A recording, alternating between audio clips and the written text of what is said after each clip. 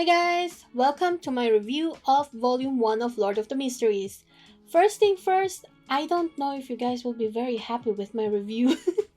One thing that I want to mention first is that I watched the donghua first before I actually read the web novel, so this is probably going to affect, well, not really probably, it is going to affect my view of the web novel and how I read it.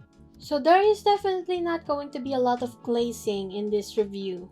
Okay, let's start with something that I like. What I like about this novel is the setting. I like that it's in the Victorian era and it's like an alternate universe, but at the same time not, because there's like magic, beyonders, and spiritual stuff going on. The thing that I really like that it's set in the Victorian era is the steampunk aesthetic, and also the fact that historically the Victorian era, they were very fascinated with spiritualism. Like a lot of shit went on during the Victorian era where people are like fascinated with magic, occultism, and stuff like that. So it really ties in well with the real world and also this fantasy setting. And I really appreciate that because also if you're a geek like me about the Victorian era, I really had this one phase where I was like so fascinated with that era. um you will know that there are like tidbits of information that is dropped in Lord of the Mysteries that you will find out really happened in historical moments, like in history, right? For example, the poisons, the lead, the factory workers, this and that. It's very it's something that happened, right? And like the industrial revolution stuff that happened, and how, for example, because of that, the evil god descended, and the evil god happens to be capitalism. Who said that?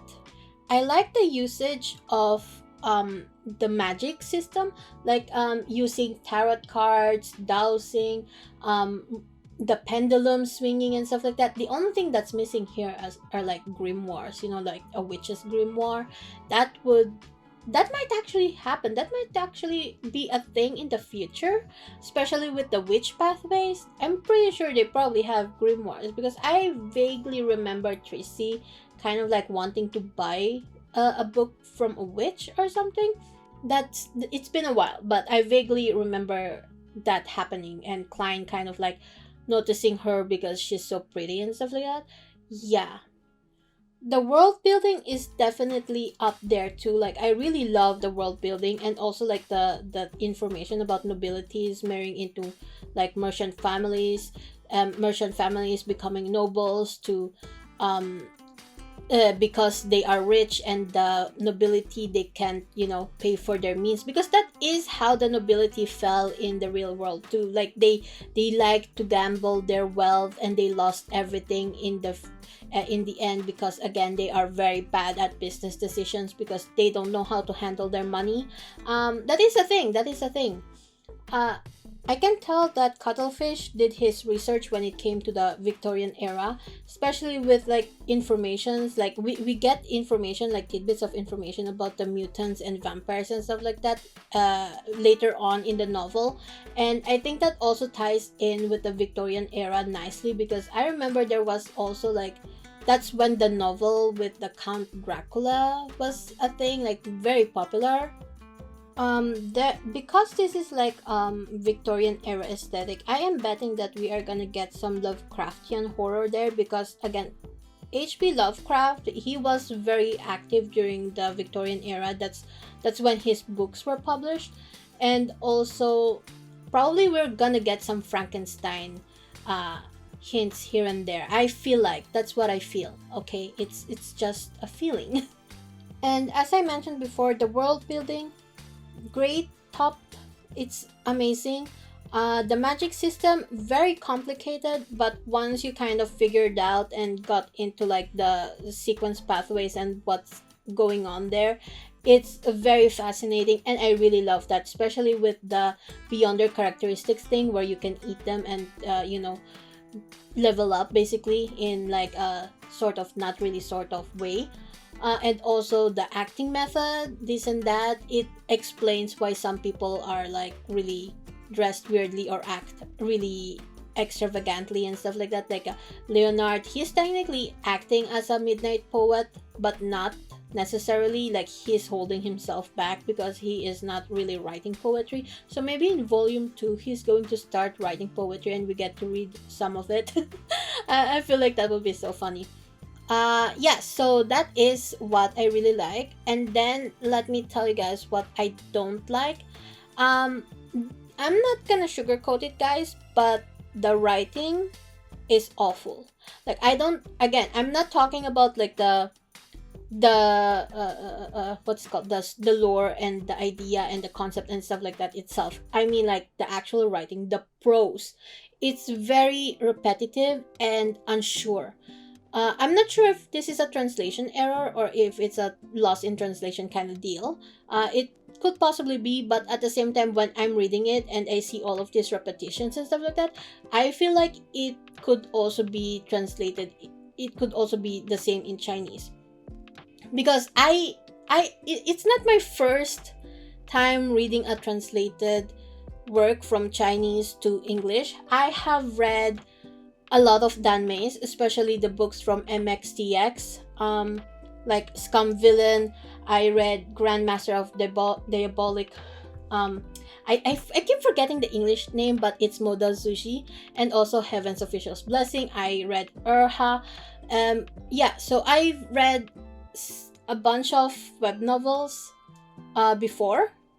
Chinese web novels, not just those that I'm listing, but they are the ones that I really, really like and are from the top of my head. I read a bunch of cultivation novels, which is why I clocked in that this is kind of like the sequence pathways. The magic system is very reminiscent of the cultivation of Chinese Xianxia novels and wuxia. I keep mixing those two up. I know that they're different, but yeah, it's not my first rodeo when it comes to Chinese translated novels. Okay, and it's just the translation here is so goddamn awful. It just feels like it's either translated one to one, which is not good, and which is, makes it feel really clunky for English speakers. Because there are, for example, sentences that are confusing. Like, wait, let me read it to you guys. Klein quickly lost his consciousness, his eyes almost losing focus. His body slumped to the side. His breathing gradually slowed, and he finally let the palm pull back quickly. He saw a pair of brand new leather boots and a hand reaching downward, a slightly pale hand. It grabbed the urn of St. Helena's ashes. Okay, so here's the thing. When I read this, I had my eyebrows raised to the max. Because, first of all, the first sentence itself already said that Klein quickly lost his consciousness. So if he already lost his consciousness, how is it that his eyes are almost losing focus right after? Right? That doesn't make sense. And then we move another sentence. Next sentence, he says he saw a pair of brand new leather boots. But Klein, you're supposed to be unconscious now. How are you going to be seeing that when your eyes almost losing focus? Honestly, it wouldn't be so confusing if the sentence of him losing consciousness was at the end. And if you pay close attention to the writing and how it's, set up, it really is a very unsure writing style. Again, I don't know if this is a translation thing, but the author writes a lot of "it seems," like this. We don't know if it's happening. It's very unsure. And yes, also the writer really likes the word illusory. And whenever I read it, I was like, oh my god, please open a dictionary or just Google a synonym for illusory, because there's like spectral, phantasmal, imaginary, like there's so many words that you can use, but you keep using illusory. Like, please, this is the thing that really bothered me so much. And also cogitation. And the thing with the writing too is that the author tend to tell and not show enough. Again, I think this is mostly because I'm more used to reading traditionally published novels. But the thing is, when I read this, the first chapter already, I was thinking, oh my god, what? I already was like, I don't know if I'm gonna like this, but I will push through because you guys really like it. And there is always a reason why a story gets super popular. I'm sure it's gonna get good because I pushed through, because I knew every starting point in every novel can get very, very boring. It's gonna drag until the finale, or midway through it's going to be kind of a little bit boring to read. I knew that, and that's why I pushed through and read until I finished volume 1. And again, I read web novels before, Chinese web novels that were translated into English. And again, this one here, the first volume of Lord of the Mysteries, it just feels like it's a first draft. It's like unedited. You cannot translate Chinese word for word because, again, a lot of things will be lost in translation and it will become super awkward. And you know what? When I was reading this, I keep thinking to myself, I feel like I've read machine translated web novels that are better written than this. I'm sorry, guys, but it just is, because I could not for the life of me continue reading. Because here's the thing, I'm going to be honest with you guys, the reason I only read 5 chapters a week is because I literally fall asleep reading this. Because like it's happened several times, okay? I'm not kidding. That's because the writing is very monotonous. um Again, I'm not sure if this is the case in Chinese, but in English it is very monotonous. And for me, writing tends to have a rhythm to it. um I really, really like George R.R. Martin's writing style, and in comparison to Lord of the Mysteries, it just Lord of the Mysteries just is lacking that rhythm. And I know it kind of feels unfair to be comparing it to A Song of Ice and Fire, because that is a masterpiece in itself. It has its own problems, but it is a really great book. And I if I really like the book, I can binge read it. Like, I remember the third book of A Song of Ice and Fire. I read it in 3 days, like the whole thing. I barely slept. That's how much I liked it, and that's how much the prose pulled me into the world. The thing with George R. R. Martin is, even though he drags on what with like describing the people's fashion choices, it's interesting. Um, because his writing has a rhythm to it. But this one here is just, again, very monotonous, and I feel like it needs that rhythm to keep a lot of people engaged, and that is what's missing in it. There are some sections where you can tell that the author is he's how do I explain this? He's gotten more flowery with some of his prose. Some paragraphs, like the last one with the clown, the sad smile and stuff like that. That is nice. I love that.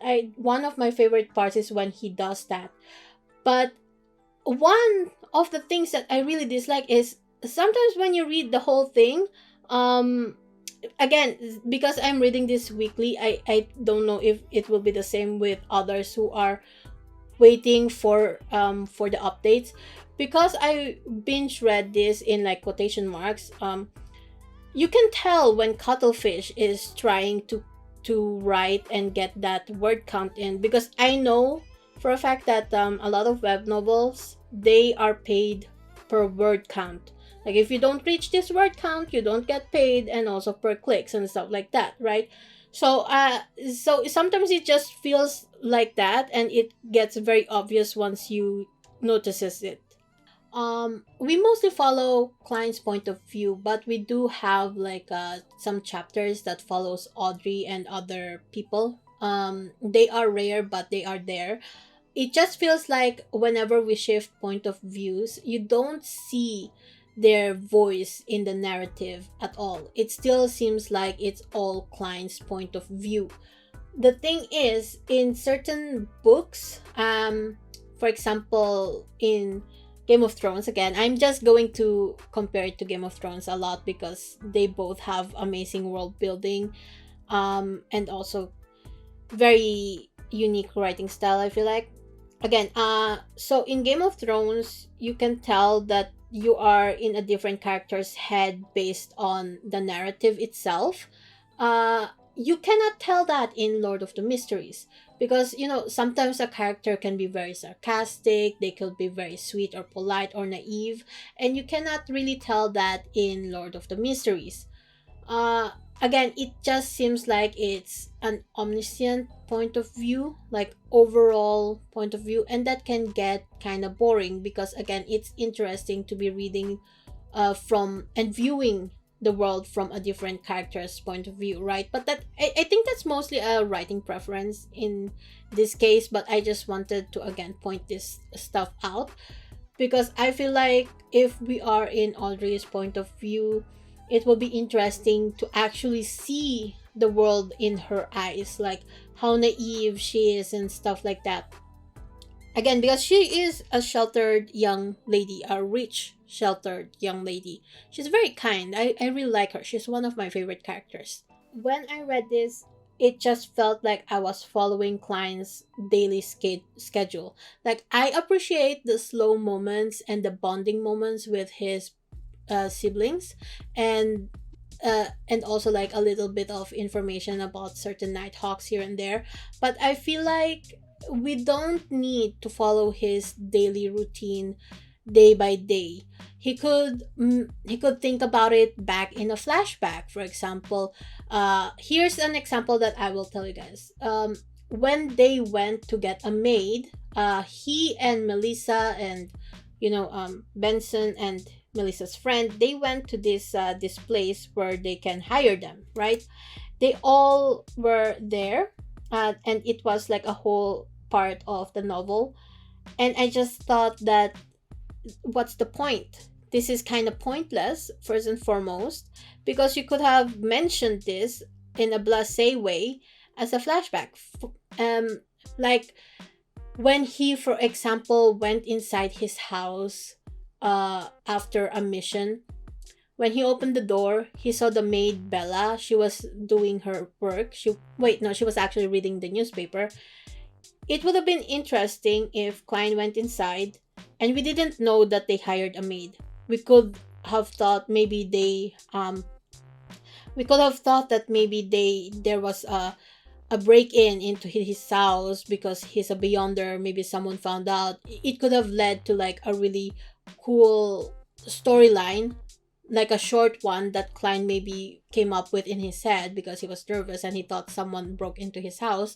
But then it turns out, oh hey, wait, I forgot that we hired a maid, and then he can remember like a very quick paragraph or page, whatever, to when he and his siblings and of course the friend went over to hire that maid, and they can list out all of this stuff. I just feel like it would have been more interesting than having it in like a chronological order, like you don't have to have everything like step by step. That is very annoying and also can get very boring. Character wise, like personality wise, I feel like it's very lacking. Like the only characters that I can certainly say I like is Audrey, Roselle, and Leonard. And that's because they have a personality, um it sometimes feels like Klein is a blank canvas. He doesn't show much personality, and except maybe sometimes he's scared and sometimes he's trigger happy. But he can get cocky at times. Yes, I can see that. But also it's like, what is going on here? He's just very blank canvasy, right? And that can be a normal thing. A lot of protagonists in web novels, I feel like, is the same. uh but the side characters, Captain Dunes, I feel like it's kind of I can't really you know same with Madame Dali. Again, this is why I like Audrey and Leonard and Roselle is because they're funny. They're funny, and that's what I like. Roselle with his diary entries, even though we don't really know him personally or much of him except for the diary entries, it shows his personality with how he writes.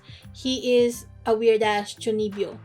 And Leonard, he is acting as a poet. He's kind of a little bit clumsy and awkward because of, the one time he fell down the stairs because he was reading a book. Like, he is also a little bit cringy with all of that stuff. And Audrey, she's just like a sweet sunshine girl. And I think they do show more personality than Klein, and that is what I like about them. Also, Force and Sia Deresha, they are also very interesting characters. But yeah, that is something I really don't like with the novel, is that it kind of didn't do well with showing Klein's connection with the others, especially the Nighthawks. Um, it's, the moments with Melissa and Benson, they are entertaining at times. I do believe that it helps with like showcasing the normal world with them, which I think is good, because we need to know what's going on with the normal people too, so that we can appreciate the magical side of everything. The thing is, I feel like they're not bonding enough. I wanted to see more of Melissa, Benson, and Klein bonding so that I can understand why he's so attached to them. Because it just feels like, it honestly feels a little like it came out of left field. Like, is it because not Zoe Mingru, is it because Klein Moretti's consciousness and his love for his siblings is still there, that Zoming Rui got attached so quickly to these strangers? Like, because to him, they are strangers. He transmigrated into the body of their brother, and suddenly he's like, yep, these guys are my siblings.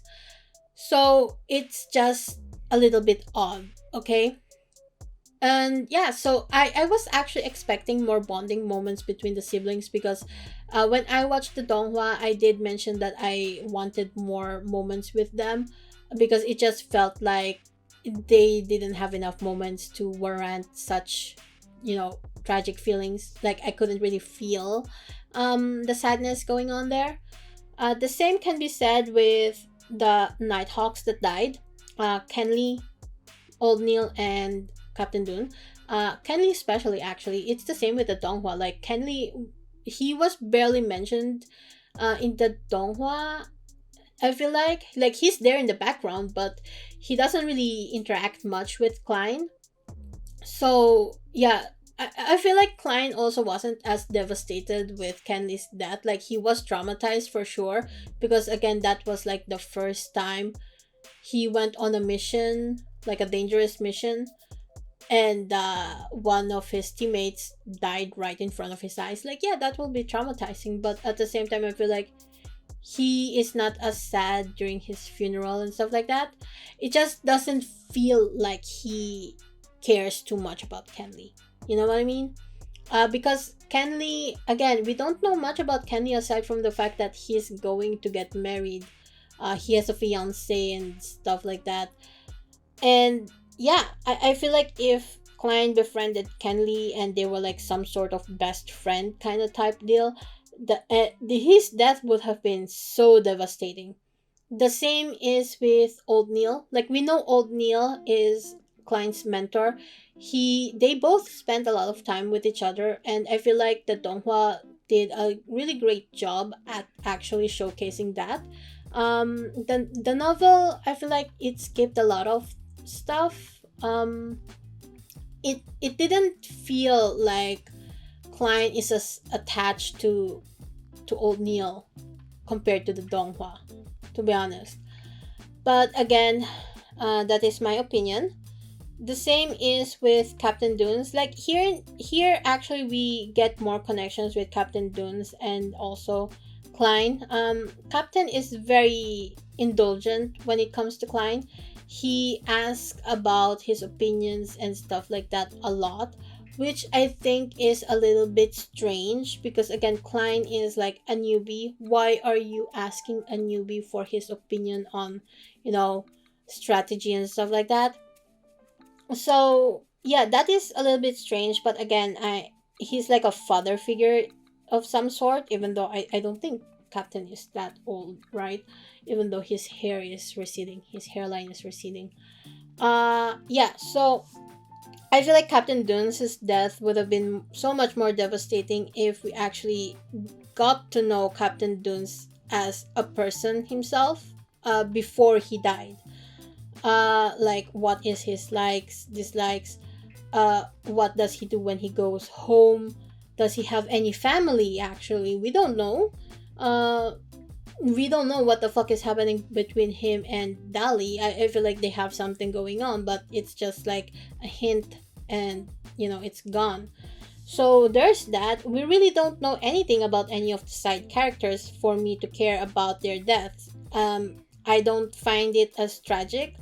I'm going to compare it to One Piece this time. One Piece is really great at fleshing out their side characters and making you cry. So I think that if we actually again had a flashback to what the characters were like when they were still before they died, I think that would have really hit home.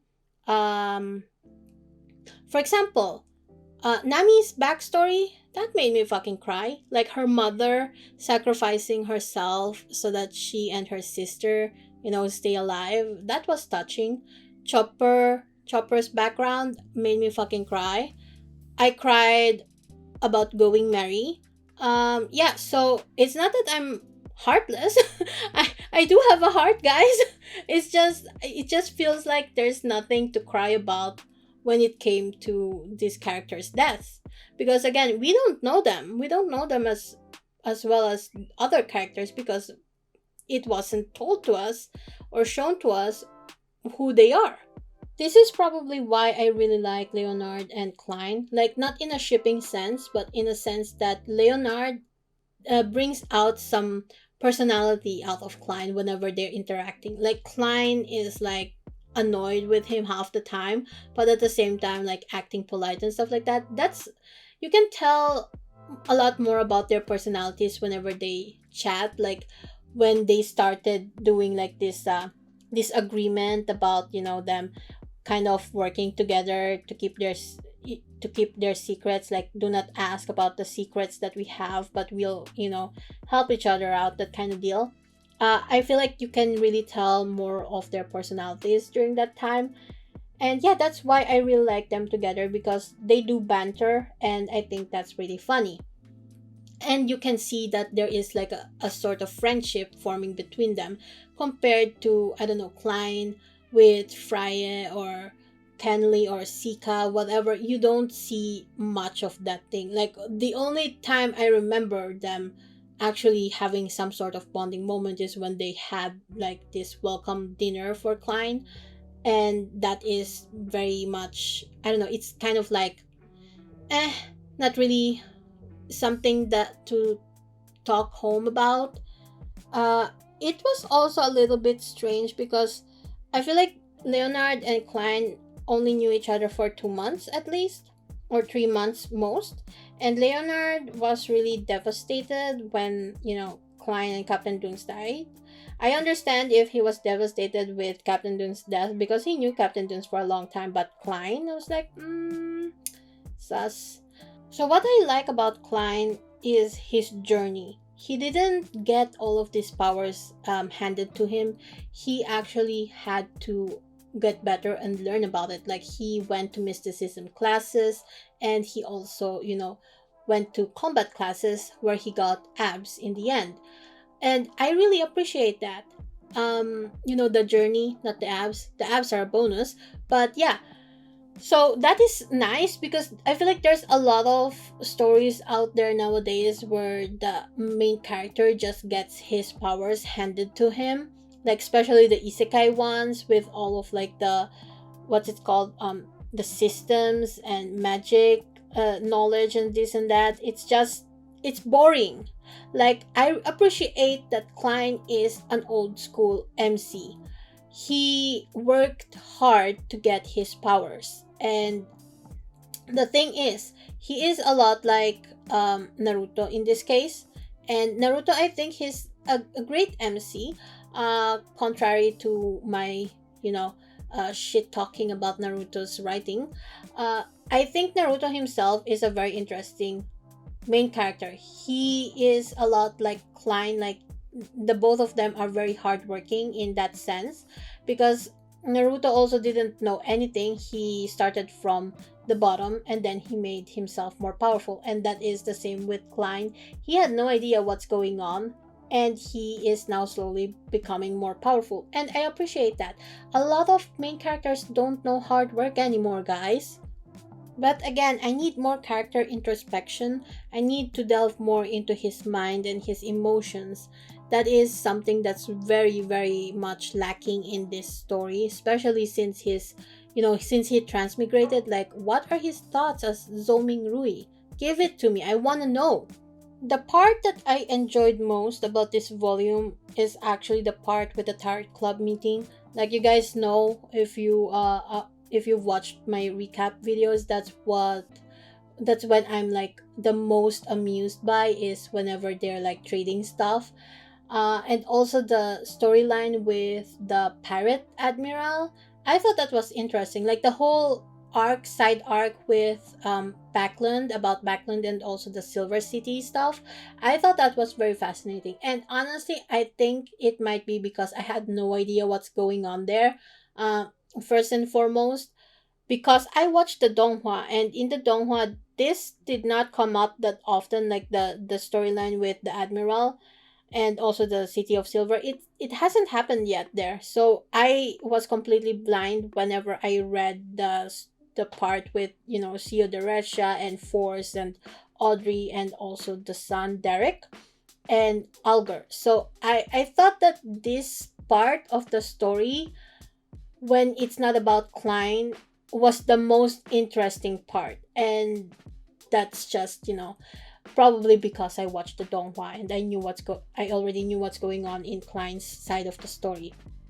Again, um yeah, also Roselle's diary pages, those are pretty interesting. Like, I want to know what the fuck is Roselle's deal, and if he's still alive, because again, Beyonders, there are immortal ones like Mr. Azik, right? He's kind of immortal.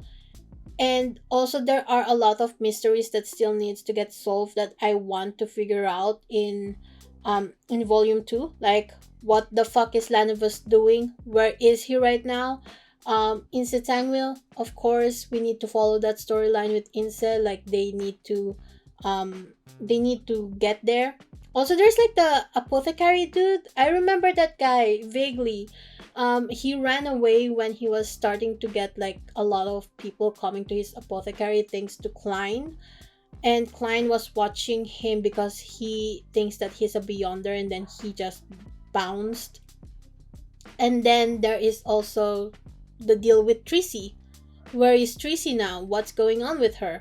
There are definitely a lot of mysteries open, and one of the things, oh, I forgot to mention this, but one of the things that I didn't like is actually chapter 210, where everything was, written in a TLDR by the sealed artifact, and we get to read it. I feel like this is I feel like the writer was spoon feeding this information to me, and I did not appreciate it, because I feel like it's a missed opportunity for Leonard. Because again, Leonard, he says that he wants to join the Red Gloves. And once he joins the Red Gloves, I don't have any doubt that he'll be investigating in Setsangwil. And I was thinking it would have been great if Leonard actually, in like future volumes or chapters, if he investigated Inse and he found this notebook, and then that's when we find out all of these stories. It just feels like I don't need to know this information right now. It would have been best to have kept it as a mystery for either Leonard or Klein to solve themselves. And yeah, it's just a missed opportunity. That's why I didn't like it all that much. even though the information that we found out about it are very interesting, with how, for example, Lanivas manipulated uh Migos, that poor girl. And yeah, it's just a chapter that I disliked because of that, because again, it could have been shown in a better way instead of just a chapter of TLDRs, basically. Anyway, I am definitely looking forward to volume 2 because again, volume 1's openings tend to be slow in a lot of stories, and I understand that. That's why I'm giving it a 7.5 instead of, 5. Uh Again, I am looking forward to volume 2 because that's when I have no idea what's going on, and I feel like it will be a lot more interesting for me, and I can ignore the awful prose in volume 2 because it will be, more plot driven, I hope. Yeah, because again, I have no idea what's going on in volume 2 and what mysteries will be there. Will we actually know what the fuck is going on with, I don't know, Force and Sia and Tracy, and, get more infos about Roselle and the Silver City? I don't know. And yeah, oh, would I recommend this book to people? Yes and no. First and foremost, I would recommend this to people if they know and have read web novels before, if they know how it's written. But I wouldn't recommend this to readers that are used to, traditionally published books, because again, the prose, it will put you to sleep. I would recommend this if it got a better translation. That's the thing. I just think that the whole thing, this whole story, would have been so much better if the translation wasn't so goddamn awful. Okay? And I hope, for the love of God, that the translation gets better, because it's just, I feel like there's so much potential in this story. Like the world building, absolutely phenomenal. The power system, amazing. It's just, I feel like it's lacking in the character development part. And again, the writing, just, yeah. So I am definitely going to continue reading this again because you guys are so enthusiastic about it, and there is always a reason why people really love a story. And I want to know that. I want to know why you guys love this story so much. That's why I pushed through. There were a lot of times where I'm like, I should probably just drop this because it's putting me to sleep. But at the same time, I'm like, I want to know why you guys love it so much. Let me in. Chismosa and stuff like that. Anyway, that was my honest thoughts for Lord of the Mysteries, Volume 1. As you guys can tell in the recaps, I did enjoy bits and pieces of it, because if you guys know and watches my other videos, you guys can tell that I tend to drop animes left and right if I get bored with it. The only anime and donghua that I've finished recently, again, is To Be Hero X and also Lord of the Mysteries, because I did enjoy those two a lot, and that's why they have a complete reaction, unlike certain animes that I drop. Because again, if I get bored with something, I just drop it. And this one here, I pushed through because again, I did enjoy parts of it. So yeah, I hope you guys stay with me throughout volume 2 as I read through that volume without any idea what's going to happen and what's going on. Yeah, so before I go, please like, subscribe, and leave a comment. It helps my channel out a lot. My commissions are open and my Vision link is down in the description below. Check out my story Dreaming of Aurora if you have the time. And finally, thanks to my patrons Robek, Vanarik, and Jvol Javalitska for the support. I'll see you guys next time. Bye!